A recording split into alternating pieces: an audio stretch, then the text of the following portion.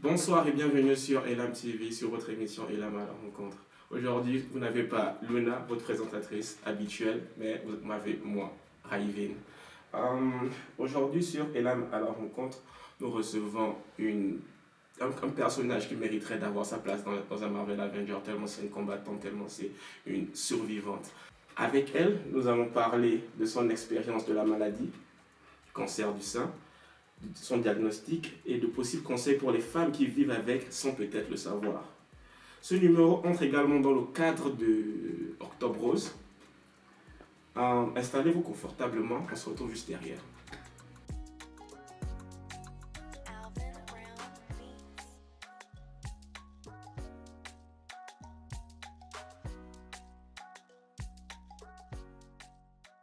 Ok, chez Pierre, Oui, bonsoir. bonsoir, comment allez-vous? Je vais très bien, ça va, beaucoup mieux, ça va.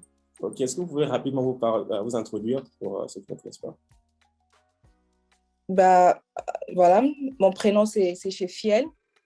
Je passe cette interview pour partager mon expérience face à ce que j'ai pu traverser.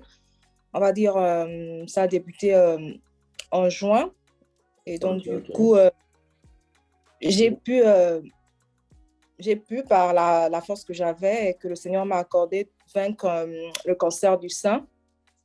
Donc, du coup, je suis là ce soir pour encourager, pour dire à toute femme qu'il y a un espoir. Donc, du coup, quand on parle de cancer, il faudrait en fait, il faudrait que l'on chasse déjà cette idée-là qu'on se fait que cancer égale à la mort. Donc, du coup, il y a de l'espoir. Cette maladie, elle est très guérissable et la preuve en est, je suis là devant vous ce soir. Donc, du coup, voilà, Nous partager mon qui sommes, expérience. et nous qui sommes ravis de vous avoir. Vous êtes vraiment une source d'inspiration pour, je suppose, toutes les jeunes femmes à faire.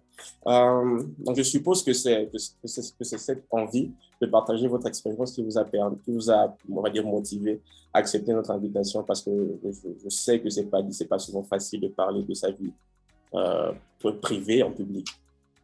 Tu ne me trompes Bien pas? sûr. Ok, ok, c'est louable. Est-ce que vous l'avez mentionné, mais j'aimerais juste être sûr, vous avez vaincu le cancer ou bien vous avez juste remporté une bataille ou bien la guerre complète? Non, non, je suis une guerrière, donc du coup, euh, je, j'ai vaincu le cancer. Félicitations. Merci. Racontez-nous en quelques lignes comment vous avez su que vous étiez malade. Donc, du coup, on était au courant de l'année 2020, en juin. Ok. J'étais au Gabon. Voilà, j'avais une douleur dans le sein. Vraiment, elle était très, très, très minime. Donc, du coup, je pensais même pas à quoi que ce soit qui puisse laisser croire à une maladie. Déjà que j'étais en train de préparer un voyage pour l'étranger. Donc, du coup, ma tête était figée sur mes démarches que je faisais. Du coup, j'ai vraiment négligé. J'ai pu voyager au mois d'octobre. Je suis arrivée en France au mois d'octobre. Au mois d'octobre, du coup, la douleur était grandissante. Et ensuite, il y avait je ressentais comme une boule au niveau du sein, le sein gauche. Donc, du coup, j'ai fait tout le mois d'octobre. J'ai également négligé. On est allé en novembre. En novembre, la boule prenait du volume de plus. Elle prenait en plus vraiment du volume. Et malgré ça, j'ai quand même encore négligé.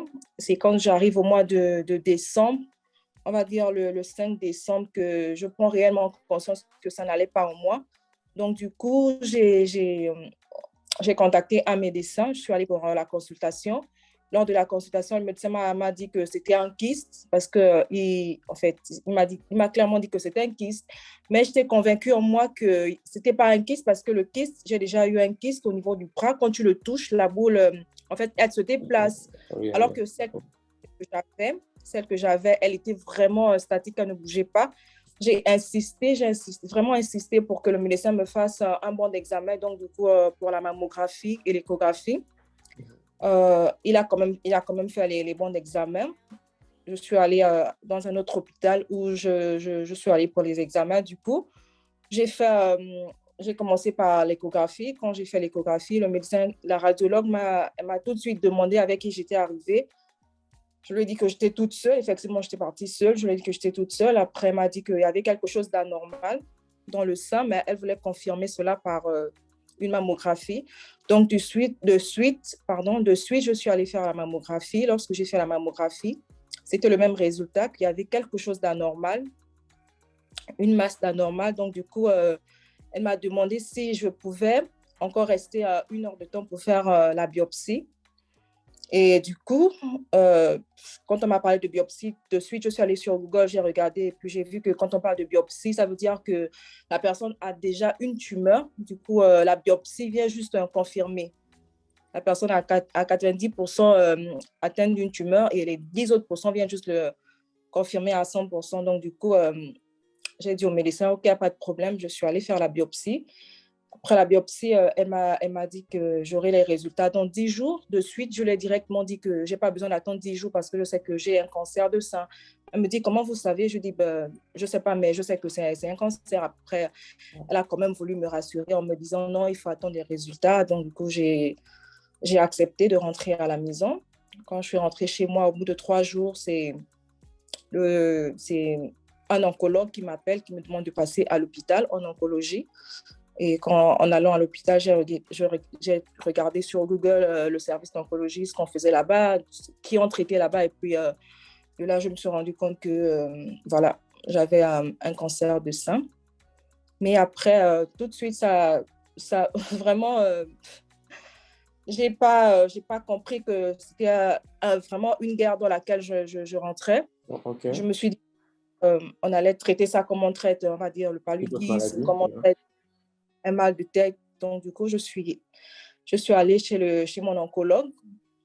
Quand je suis allée chez mon oncologue, Désolé, sans vouloir vous pardon, couper, pour ceux qui, pour nos auditeurs, pour nos spectateurs qui ne connaissent pas c'est quoi un oncologue, est-ce que vous pouvez rapidement définir ce l'oncologue, qu'il fait? voilà, l'oncologue, c'est un spécialiste. Ce sont les médecins qui traitent tout ce qui est cancer, tumeur et Ok, autres. ok, Oui. ok. Donc, Donc, du quand vous recevez la nouvelle, votre première réaction est, on va dire, assez tempérée, modérée. Vous ne oui, cédez pas à la parce que panique? oui. Non, non, non. Pas du Non, tout. non, j'ai pas paniqué.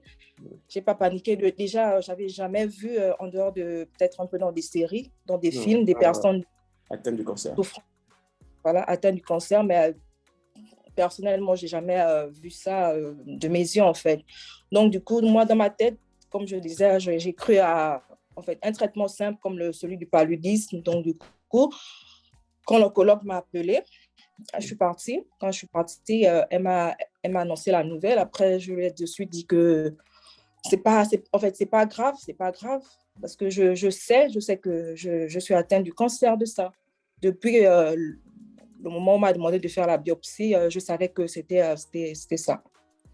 Ok, ok. Donc, moi, je l'ai prise tranquille, tranquille. Mhm. Donc, sans vraiment savoir ce qui vous attendait.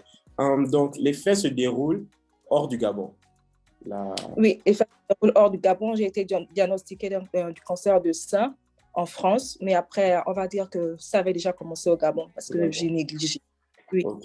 Ok, donc au Gabon, quand vous avez on va dire le premier symptôme, vous sentez la boule dans votre sein, vous Non, au n'allez pas Gabon, avoir vous n'allez pas avoir non, c'était pas encore la boule non, en fait.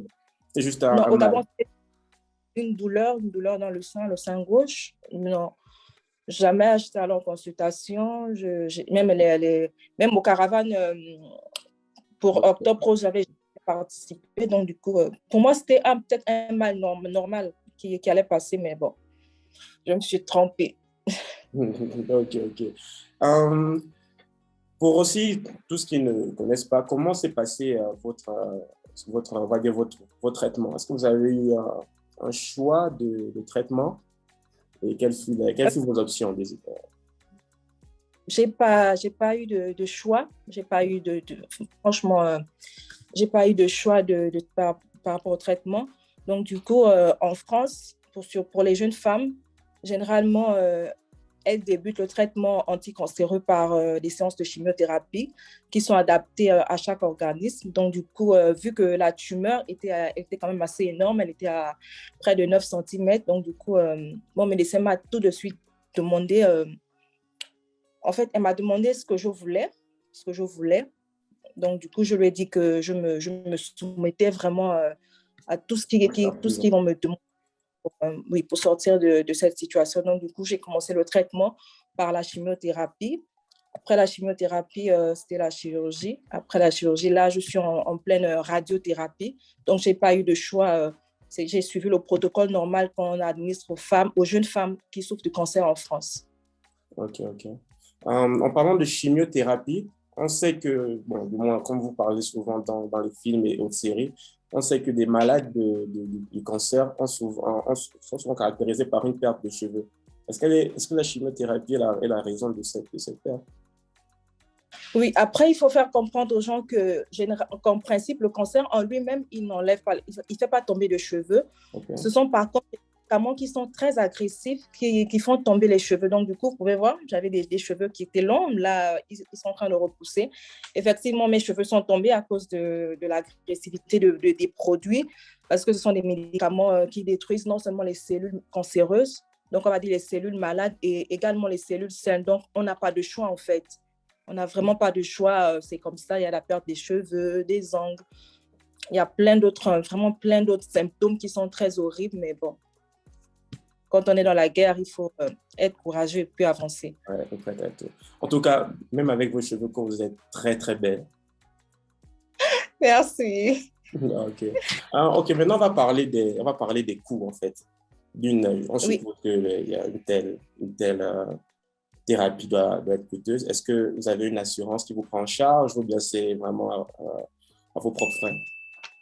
Bah, voilà, du coup, comme je disais, j'ai eu vraiment la grâce, la chance d'être arrivée en France, d'avoir été diagnostiquée en France. Donc, du coup, avec mon statut étudiant, parce que je suis arrivée en règle, avec mon statut étudiant, j'ai pu avoir une assurance maladie gratuite, vraiment à 100%, on m'a prolongé sur, généralement, c'est 1 an qu'il faut à chaque fois renouveler. Mais vu mon état de santé, on me l'a accordé pour 5 ans. Donc, pour 5 ans, j'ai tous soins médicaux et en fait, là-dedans, j'ai vraiment même pas, j'ai rien dépensé, ma famille n'a rien dépensé. Donc, je dis que c'est une grâce. Vraiment, j'ai rien dépensé. Mais après, je sais que dans d'autres pays, ce sont des traitements vraiment coûteux. Mais moi, j'ai eu cette chance de me faire soigner gratuitement et ce pendant 5 ans. Wow, amazing. Nous venons tous du Gabon, justement. Est-ce que vous avez une idée sur comment le diagnostic jusqu'au traitement se fait du côté du Gabon? Non, j'ai pas envie d'avancer n'importe quoi.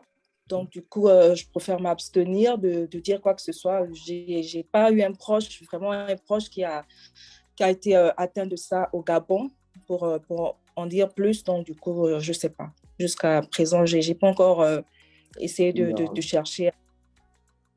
Ok. Et est-ce que vous avez déjà fait une rechute ou vous en craignez une ou est-ce qu'il y a des risques de rechute? Non. Je crains pas de rechute. Voilà, comme je l'ai dit au début, je suis une guerrière et je crois que ma guérison est totale. Donc, du coup, je crois que je vais mieux et ce jusqu'à ce que le Seigneur m'appelle.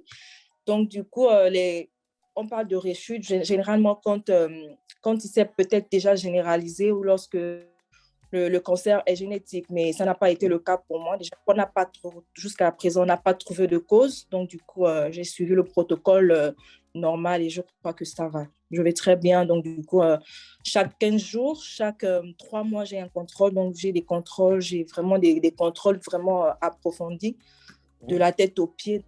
Que question de rechute, non, je ne veux même pas en parler. Je crois que je vais bien. Ok, non, je pense que vous êtes forte, vous avez vraiment vaincu ce cancer. Pas de rechute.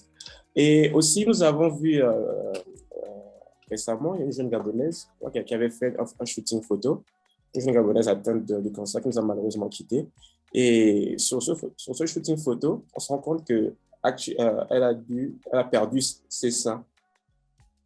Donc, si cela n'est pas trop indiscret, on aimerait savoir est-ce que c'est le cas pour vous? Non. j'ai eu la chance d'être diagnostiquée très tôt.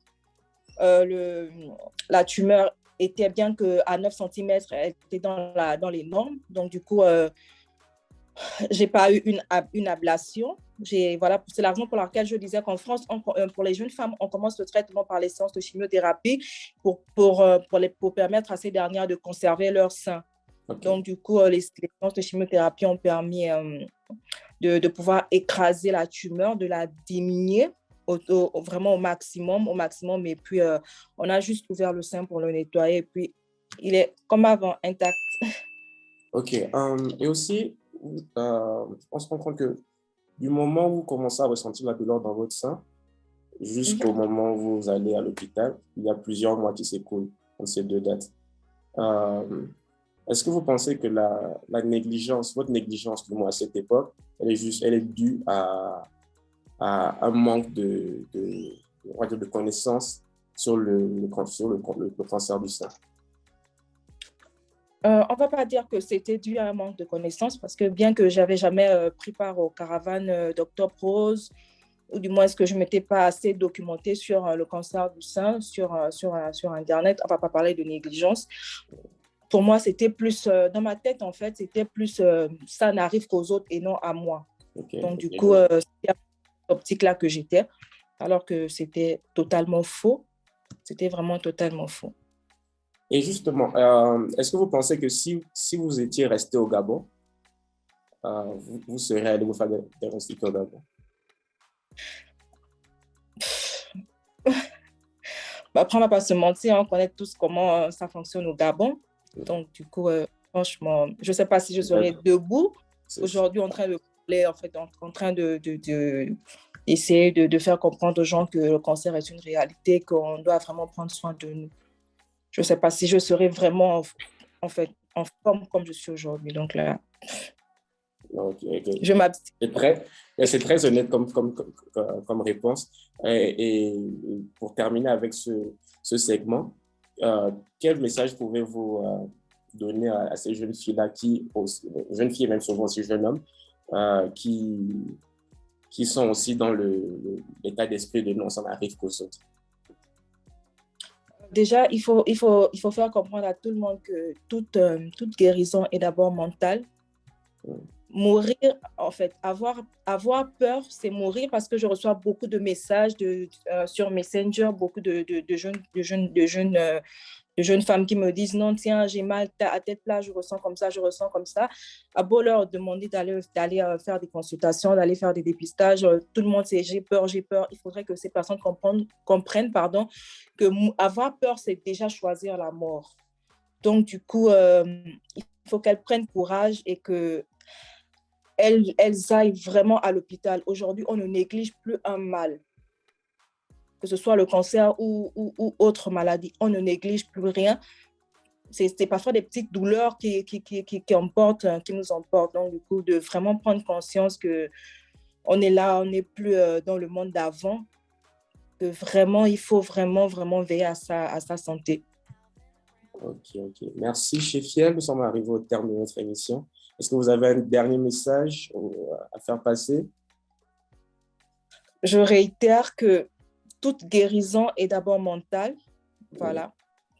Pour guérir, il faut d'abord avoir un mental fort parce que tout ce que j'ai traversé, si je n'avais pas le mental, franchement, je ne sais pas si je serais en vie aujourd'hui. Donc, du coup, vraiment prendre conscience, faire attention à son alimentation, faire attention à tout ce qu'on met sur notre peau et vraiment aller massivement se faire dépister, que ce soit pour les hommes ou pour les femmes. Pour les hommes, on a novembre bleu, qui est en chemin. Donc, prenons conscience. Ok. Merci, Chefiel. C'était un honneur pour nous de vous recevoir sur le plateau de l'AMTV. Au revoir. Merci. Au revoir. Alors, nous sommes arrivés au terme de notre émission à la rencontre sur LMTV. J'espère que vous avez apprécié. On se revoit très bientôt. Nous, sûrement pas.